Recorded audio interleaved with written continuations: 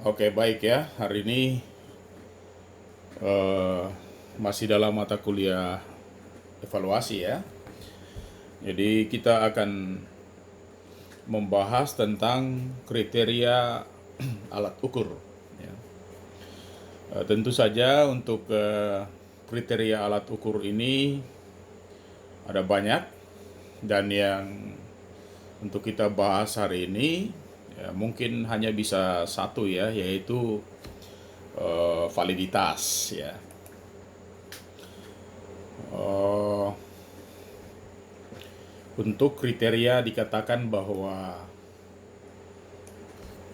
seorang guru ya dalam hal melakukan pembelajarannya tentu akan sangat terkait dengan alat-alat ukur untuk mengevaluasi, untuk melakukan tes dan segala macamnya.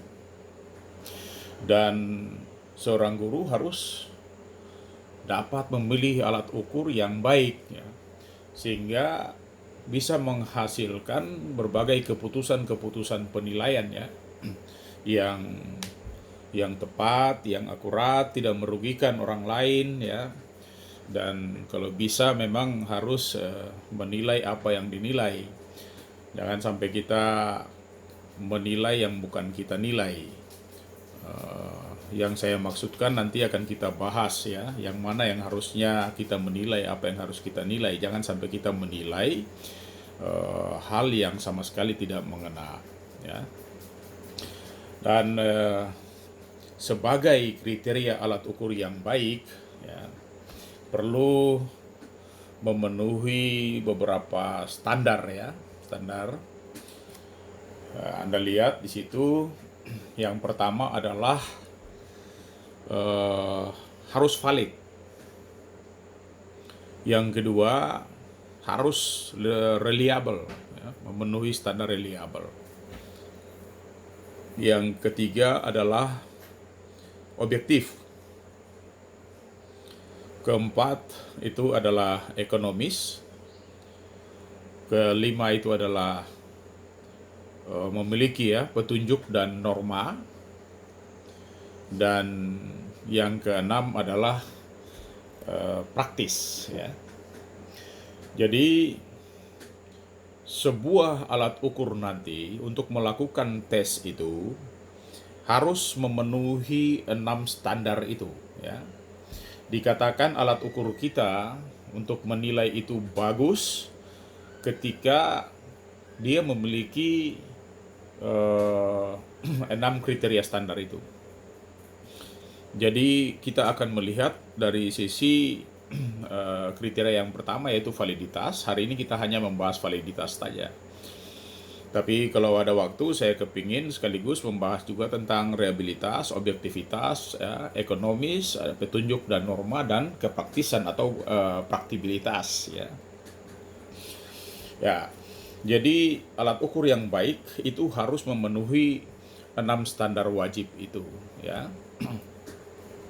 Kita lihat validitas alat ukur itu ya, bahwa suatu alat ukur itu dikatakan valid bila ia benar-benar sesuai dengan apa yang hendak kita ukur ya. Jadi kalau kita mengukur panjang, otomatis kita menggunakan meter ya. Kalau kita mengukur berat, ya pasti yang kita gunakan adalah timbangan. Kalau kita mau mengukur kecepatan ya, ya banyak di situ ya. Kecepatan bisa kita menggunakan photometer ya, bisa kita menggunakan speed gun ya. Sekarang software-softwarenya juga banyak, bisa pakai Kinovea dan seterusnya. Tapi kalau yang terkait dengan kecepatan lari, misalnya kita menggunakan alat-alat yang sederhana sekarang, kita bisa memanfaatkan yang paling praktis dan di mana-mana orang selalu menggunakan adalah stopwatch ya. Kalau misalnya kita juga mengukur yang terkait dengan suhu ya, panas ya, otomatis kita menggunakan ya termometer ya. Lain lagi nanti untuk mengukur keterampilan, Ya, maka kalau mengukur keterampilan, kita di Penjas itu kan memiliki banyak sekali cabang olahraga yang harus kita ajarkan kepada siswa, dan masing-masing memiliki eh, tes-tes baku yang sudah disediakan, tes keterampilan ya. Jadi di bola voli misalnya ya, kita memiliki tes keterampilan bola voli. Di bulu tangkis kita memiliki tes keterampilan bulu tangkis. Di sepak bola kita memiliki tes keterampilan sepak bola.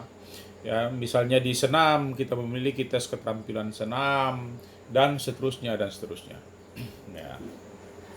Jadi tentu saja hal-hal ini harus kita perhatikan dan harus memang sesuai dengan apa yang harus kita ukur ya. Jangan sampai kita mengukur yang lain, munculnya yang lain, atau kita misalnya mau mengukur panjang ini, saya lempar lembing 40 meter gitu. Padahal bukan meter yang saya gunakan.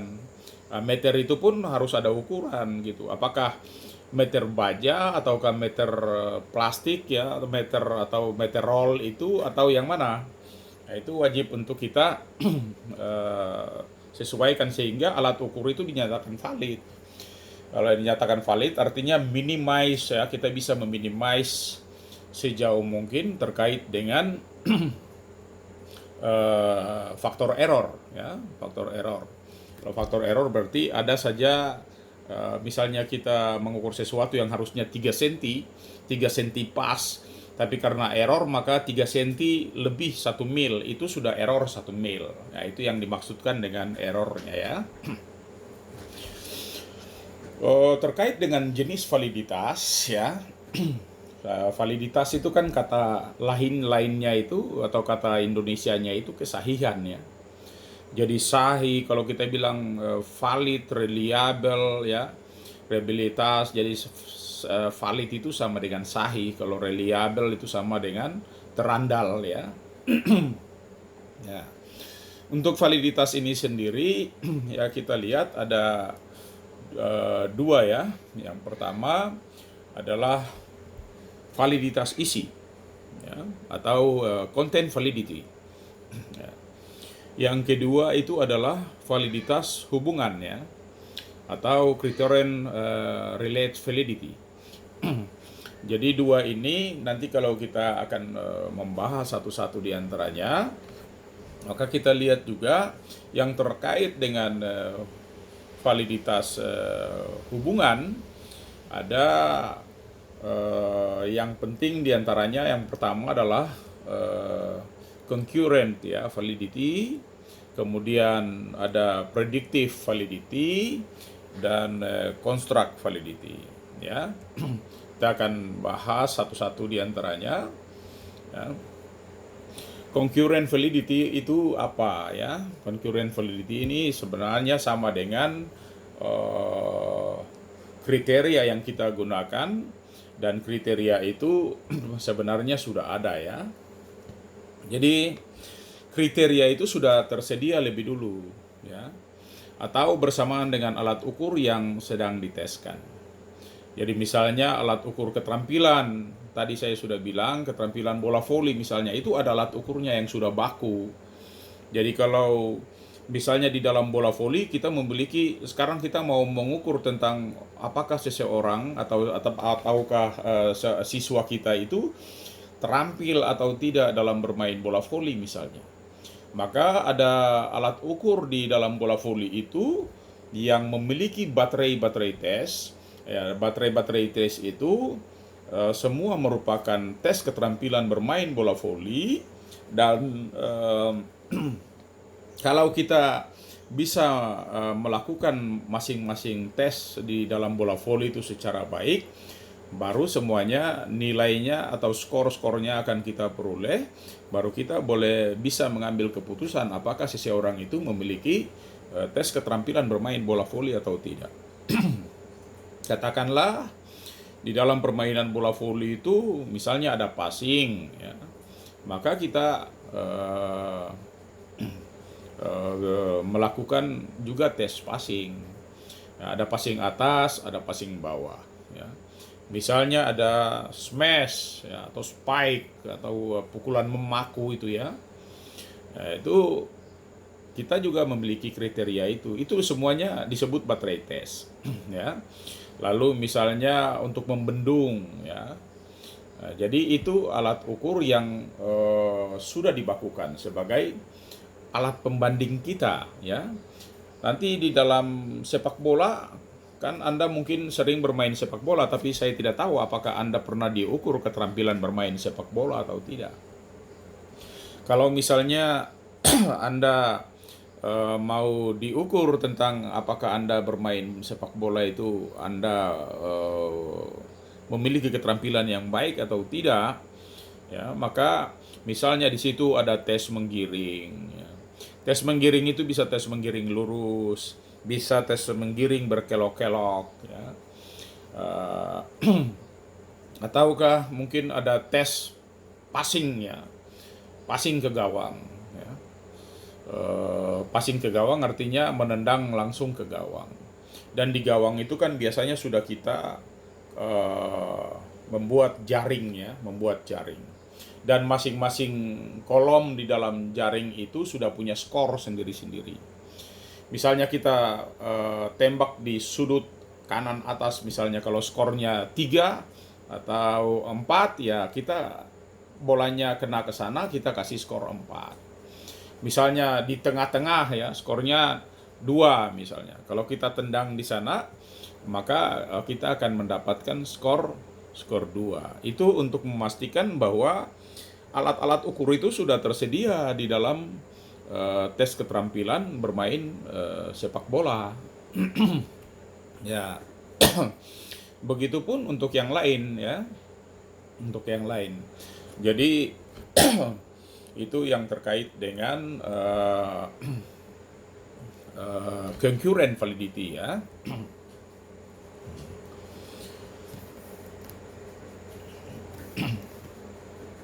Yang berikut ini terkait dengan predictive validity atau validitas ramalan ya. Jadi bila misalnya kriteria itu terdapat di waktu yang akan datang ya, artinya alat ukur itu dibuat untuk meramalkan atau memprediksi tentang hasil nanti pengukuran itu, maka itu dikatakan sebagai predictive validity atau validitas ramalan. Ya. Misalnya contoh ya, alat ukur untuk tes masuk PJKR ya.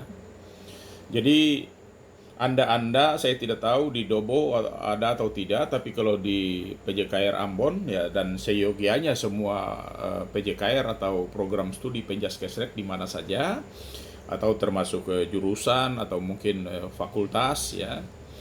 Itu yang mau masuk menjadi mahasiswa Penjaskesrek atau mahasiswa olahraga, kita biasanya bilang begitu, orang di luar sana kan tahu mahasiswa Penjas atau mahasiswa olahraga gitu ya. Maka kita memiliki alat ukur baku ya. Alat ukur baku yang sudah ada di program studi ya.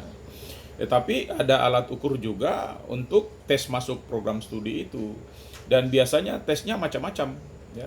Jadi orang melakukan misalnya ada lari ya, ada lari sprint, ada untuk mengukur kelincahan mereka harus lari dengan Illinois ya, kita mengukur dengan Illinois ya, atau kita mengukur powernya maka kita akan melakukan menggunakan vertical jump ya, atau kita melakukan tes koordinasi mata tangan ya, kita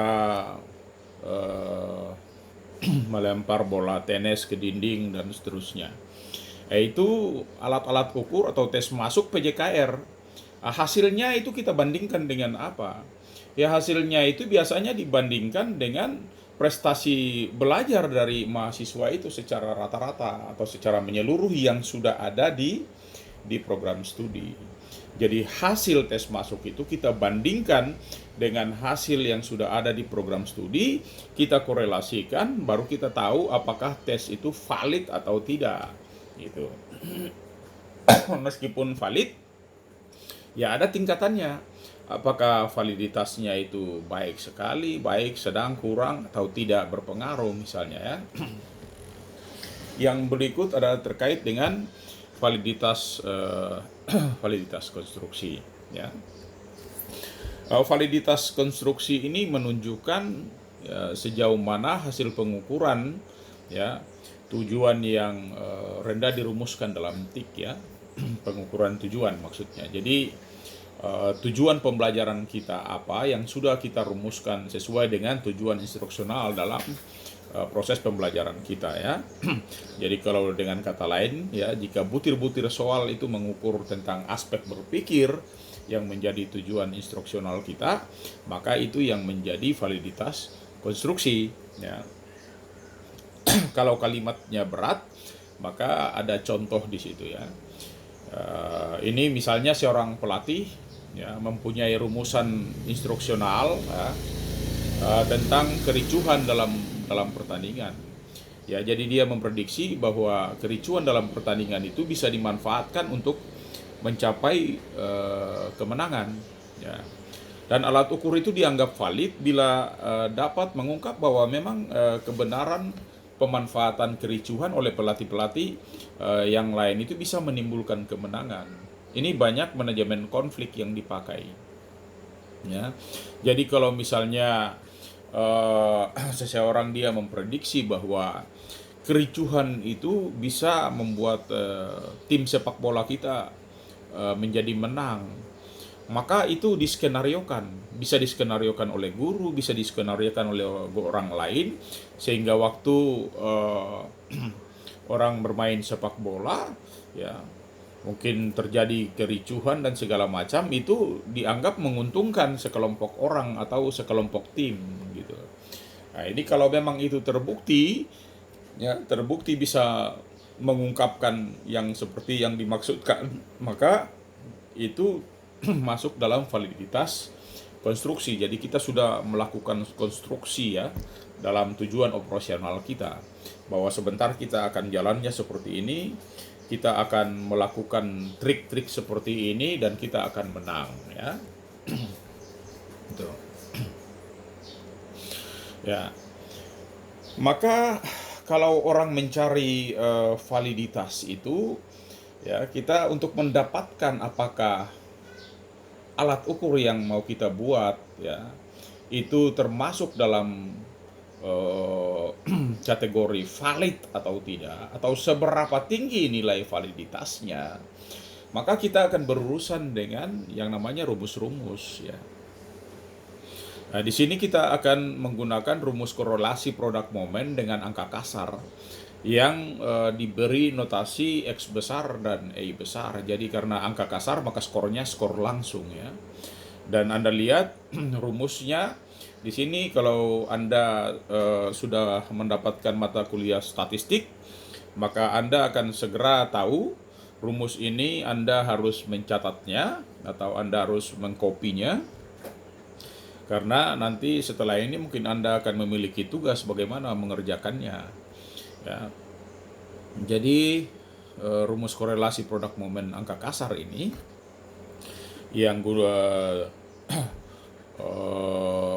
rumusnya adalah RXA sama dengan ya N sigma XA ya, min ya sigma X nanti dikalikan dengan sigma A, lalu akar N sigma X kuadrat ya min sigma X ya, hasilnya dipangkat dikuadratkan, baru dikalikan lagi dengan N sigma A kuadrat min sigma A dan hasilnya dikuadratkan ya. Supaya Anda jangan bingung-bingung, nanti ada tabelnya, tapi paling tidak Anda harus tahu pengkodean terkait dengan rumus ini. Misalnya RXA itu apa ya, kita akan mencari RXA, artinya kita mencari koefisien korelasi antara variabel X dengan variabel A, ya. Nanti N itu sama dengan jumlah peserta, ya. Jadi berapa banyak siswa yang mengikuti ujian, ya, atau mengikuti tes, yaitu kita kode dengan N, tapi N-nya adalah N besar, ya. Kemudian ada sigma XA, ya. Sigma XA itu sama dengan hasil penjumlahan tiap individu dari angka kasar X dan A, gitu ya. Kemudian sigma X itu adalah jumlah angka kasar variabel X. Sedangkan sigma A adalah jumlah angka kasar dari variabel A. Ya. Ada juga yang kodenya adalah sigma X kuadrat. Ya, kalau Anda lihat di sini ada sigma X kuadrat, ya.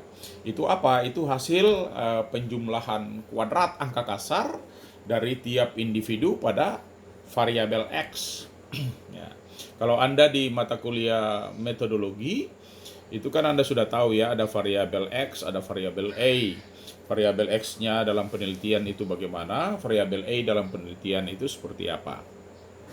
Ya, saya berharap bahwa Anda sudah mengetahui itu sehingga dalam tatap muka ini kita tidak mengalami kesulitan, ya. Begitupun dalam sigma A kuadrat. Sigma A kuadrat itu sama dengan hasil penjumlahan kuadrat angka kasar tiap individu pada variabel A. Ya.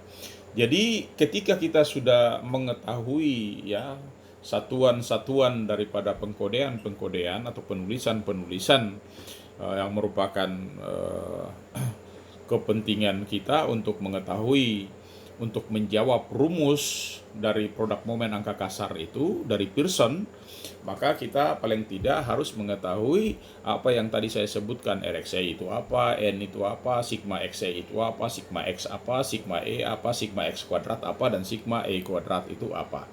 Sehingga nanti berdasarkan itu kita akan melihat data-data pada tabel, ya. Dan contoh penggunaan misalnya di sini saya punya satu tabel, ya. Dan tabel ini merupakan hasil pengukuran terhadap 7 siswa putri, ya. 7 siswa putri, ya, untuk menilai kemampuan push up mereka. Ya, itu kemampuan push up dan kemampuan tolak peluru. Kalau ada kemampuan push up dan kemampuan tolak peluru, artinya kemampuan push up itu, ya, kita masukkan sebagai variabel X-nya dan tolak pelurunya kita masukkan sebagai variabel A-nya, ya. Dan terkait ini tadi jangan sampai kita salah, ya. Kalau orang menilai push up-nya, berarti itu kan orang mengukur daya tahan, ya, daya tahan otot lengan. Kalau daya tahan otot lengan, ya kita menggunakan push up, ya. Jangan sampai daya tahan otot lengan tapi kita menggunakan apa itu expanding dynamometer. Berarti tidak mengenal dan tidak valid, tidak reliable, ya. Tidak valid alat ukur itu. Nah, sekarang kita melihat itu, ya. Kita akan membandingkan hasil penggunaannya. Misalnya di sini ada 7 siswa, ya. Jadi 7 siswa kita kasih kode, ya, 1 sampai 7. Nah, di sini ada variabel X, ya.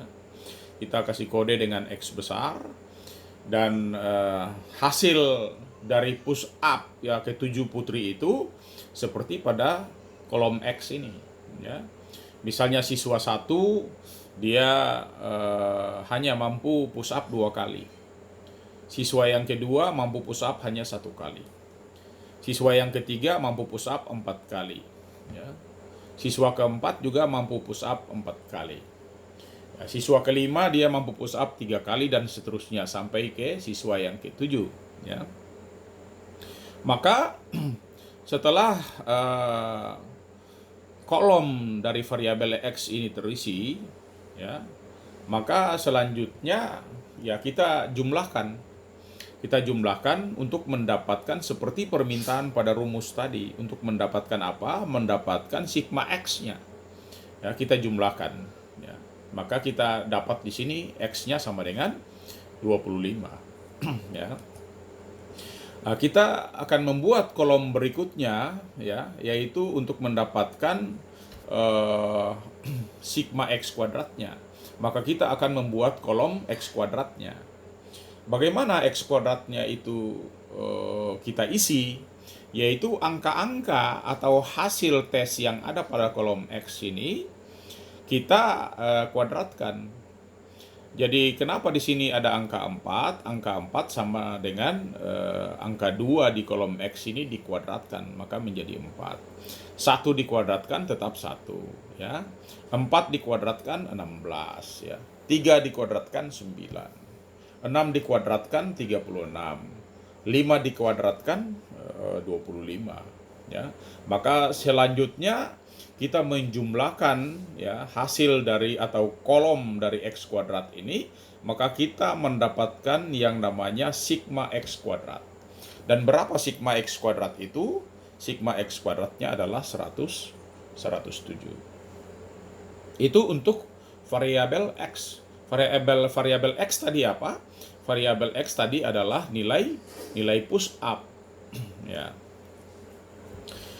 Selanjutnya, karena ada variabel A-nya itu adalah tolak peluru, ya, tolak peluru, maka kita membuat kolom A-nya ini.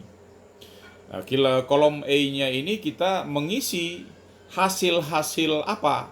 Hasil tolak peluru. Ya, kalau hasil tolak peluru berarti dibawa dalam satuan meter, karena jaraknya maka kita akan bawa dalam satuan meter, ya. Maka Anda lihat siswa yang pertama dia mendapat skor untuk tolak peluru itu ada 5 meter. Siswa kedua 2 meter, ya. Siswa ketiga 7 meter, siswa keempat 6 meter, siswa kelima 3 meter, siswa keenam 8 meter, dan siswa ketujuh adalah 4 meter. Nah, ini setelah kita dapatkan kolom A, maka seperti kolom X tadi, kita perlu menjumlahkan untuk mendapatkan yang namanya sigma X, ya, sigma X. Nah, berapa sigma X itu? Sigma A, ya. Berapa sigma A itu? Ya, sigma A sama dengan 35. Artinya kita sudah mendapatkan itu. Ya. Setelah itu kita sama dengan variabel X tadi, kita juga menyiapkan kolom yang namanya A kuadrat, ya. Maka angka-angka yang ada di kolom A ini rata-rata, kita semuanya, bukan rata-rata, tapi semua angka yang ada di kolom A ini kita kuadratkan. Maka Anda mendapatkan, ya, hasil sebagaimana pada tabel ini. Misalnya 5 kuadrat sama dengan 25. 2 kuadrat sama dengan 4, ya. 7 kuadrat sama dengan 49, ya. 6 kuadrat dikuadratkan menjadi 36. 3 kuadrat sama menjadi 9. 8 kuadrat misalnya sama dengan 64. Dan 4 kuadrat sama dengan 16, ya. Maka setelah kolom A kuadrat ini yang berisikan hasil tolak peluru ini sudah terisi semua, maka wajiblah kita menjumlahkan. Kita menjumlahkan untuk mendapatkan apa? Mendapatkan yang namanya sigma A kuadrat. Dan sigma A kuadrat sudah ada hasilnya di sini, yaitu 203. Nah, di sini ada kolom yang terakhir di sini adalah kolom XA, ya. Ya, kalau kolom XA ini maka Anda harus mengalihkan variabel X dan variabel A. Ya, jadi misalnya di sini variabel X 2, variabel A-nya 5, maka kita kalikan, ya, 2 kali 5 sama dengan hasilnya kita isi di sini 10, ya. 1 kali 1, ya. 1 kali 2 maksudnya adalah 2, ya. 4 kali 7 sama dengan 28. 4 kali 6, ya, sama dengan 24. Jadi Anda lihat rumus ini, ya. Lihat kolom ini. Kalau X A, maka Anda mengalihkan X dan A. Dan XA besar, ya. Ya. Begitu seterusnya ke bawah, ya. akhirnya sampai pada siswa ke-7 misalnya, 5 dikalikan dengan 4 berarti sama dengan 20. Maka kita perlu mendapatkan penjumlahan dari X kali A ini atau kolom XA ini. Kita perlu menjumlahkan itu untuk mendapatkan sigma XA. Dengan demikian di sini kita sudah mendapatkan sigma XA-nya yaitu sama dengan 141. Maka untuk mengisi rumus tadi, rumus produk momen angka kasar tadi oleh Pearson, ya, kita sudah mendapatkan apa yang dikehendaki oleh rumus itu. Yang pertama adalah kita sudah mendapatkan sigma X-nya sama dengan 25. Kita juga sudah mendapatkan sigma X kuadratnya sama dengan 107. Ya, kita sudah mendapatkan sigma A-nya sama dengan 35. Kita sudah mendapatkan sigma A kuadratnya sama dengan 203. Dan kita juga sudah mendapatkan sigma XA-nya sama dengan 141. Nah, kalau tabel-tabel ini sudah ada, ya, hasilnya semua sudah ada seperti yang kita harapkan untuk bisa mengisi daripada rumus tadi, maka selanjutnya kita akan masukkan ke dalam rumus, ya. Ya. N kita tadi berapa? N kita sama dengan 7, ya. Sigma XA kita berapa? Sigma XA kita tadi adalah 141, ya. Sigma X kita berapa? 25, ya. Sigma A kita berapa? 35. Maka di bagian atas ini semuanya sudah terisi, ya. 7 akan dikalikan dengan 141, kemudian dikurangi dengan 25 kali 35, ya. Kemudian di kolom bagian bawah akarnya ini pun kan harus kita isi. Di atas ini ada tulis N. N tadi kita ketahui berapa? 7 orang, ya, 7 siswa. Ya. Sigma X kuadratnya berapa? Sigma X kuadratnya adalah 107. Ya. Kemudian sigma X-nya berapa? 25. Ya. Lalu kemudian sigma A kuadratnya berapa? 203. Ya. Sigma A-nya berapa? 35. Maka kolom-kolom di bawah ini tentu sudah bisa terisi semua. Ya. Dengan demikian kita sudah bisa bekerja, ya. Yang dalam kurung kan yang harus kita kerjakan lebih awal kan. Ya, maka misalnya di sini, ya, 141 kita kurangi, ya, 25 kali 35 ini dulu kita cari. Kemudian 7 dikalikan dengan 141 ini kita cari dulu. Baru hasil ini dikalikan dengan hasil ini, maka kita dapatkan di sini adalah 112, ya. Lalu kemudian kita cari akarnya, ternyata hasil yang ada di akar sini, ya, 7 kita kalikan dengan 107, ya. Kemudian 25 kita 7 kita kalikan juga dengan 203, baru kita kalikan dengan 35, dikurangi dengan 35, hasilnya kita kuadratkan. Jadi kalau di bawah ini kita sudah mendapatkan juga skornya secara menyeluruh setelah kita kalikan, ya, sebelum diakarkan, ya. Jadi sebelum diakarkan maka kita dapat skor di sini 124, ya, akan dikalikan dengan 96. Maka hasilnya, ya, setelah kita dapat di bawah ini kita akarkan dulu, maka hasilnya adalah 115,9, ya. Dengan demikian 112 ini kita bagi dengan 115,9, maka hasil RXC-nya ini kita dapat adalah 0,72. Nah, nomor 0,72 ini akan kita bandingkan dengan kriterianya. Apakah 0,72 itu termasuk tinggi, sedang, rendah atau tidak, nanti kita lihat di bagian belakangnya ada, ya. Yang berikut cara mencari derajat validitas alat ukur kognitif, ya. Karena kita kan ada afektif, ada kognitif, sama ada psikomotor.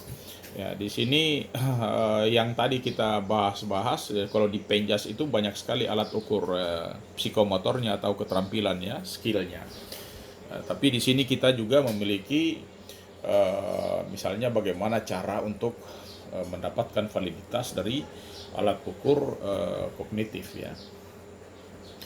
Cara mencari validitas misalnya untuk teori pendidikan jasmani dan kesehatan, maka langkah-langkah yang harus ditempuh ya.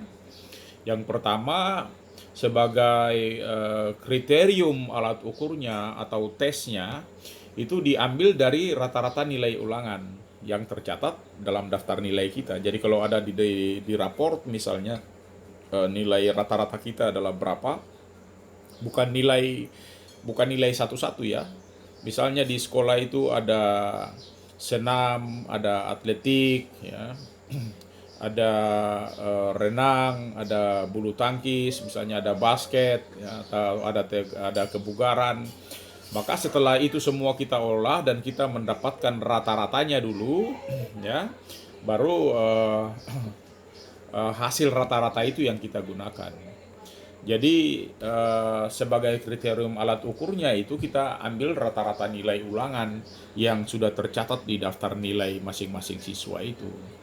Lalu kemudian kita beri kode EI ya. Sedangkan nilai alat ukur yang akan kita cari validitasnya, kita beri kode X ya. Jadi sekali lagi nilai alat ukur yang akan kita cari validitasnya ya, maka kita kasih kode X ya. Kemudian nilai hasil tes atau X dan nilai rata-rata itu disusun secara berurutan ya. Kita mulai susun berurutan dari mana? Dari atas ke bawah, itu mulai dari nilai tertinggi sampai nilai terendah. Jadi berapa nilai tertingginya kita taruh di atas, kita harus identifikasi sehingga kita tahu nilai tertingginya berapa, nilai terendahnya berapa ya. Baru kemudian kita menghitungnya juga dengan menggunakan rumus korelasi produk momen ya. Jadi semua itu harus kita masukkan ke dalam rumus untuk mengetahui apakah alat ukur yang kita gunakan itu memenuhi kriteria validitasnya atau tidak ya. Sama ini RxE ini juga kita menggunakan rumus angka kasar ya. Di sini mungkin ada sedikit kesalahan ya. Harusnya di sini bukan sigma X tapi di sini sigma E. Jadi rumusnya sama ya. N ya. N kali sigma E ya dikurangi sigma X dikalikan sigma E. Jadi ini bukan X tapi E ya. Kemudian akar N ya dikalikan sigma X kuadrat dikurangi sigma X baru hasilnya dikuadratkan. Setelah itu kita kalikan dengan X ya dikalikan sigma X sigma E kuadrat dikurangi sigma E dan hasilnya kita kuadratkan. Jadi rumusnya masih tetap kita gunakan adalah rumus angka kasar ya produk momen dari Pearson tadi. Sekarang kita melihat ya ada tabel untuk nilai tes teori tadi yang kita harapkan tes teori ya untuk mengukur pedagogik pengetahuan kita ya, ya kognitif kita. Ya. Jadi di sini misalnya nilai tes teori kita kasih kode X dan nilai rata-rata dari teori kita kasih kode A ya. Jadi misalnya di sini ada 5 siswa ya. 5 siswa untuk nilai tes teorinya kita taruh di sini. Nah, nilainya ternyata ada siswa yang mendapat nilai 10 dan ada siswa juga yang mendapat nilai 4. Maka kita masukkan di sini, yang kita gunakan di sini adalah angka-angka dari nilai yang sudah diperoleh itu ya.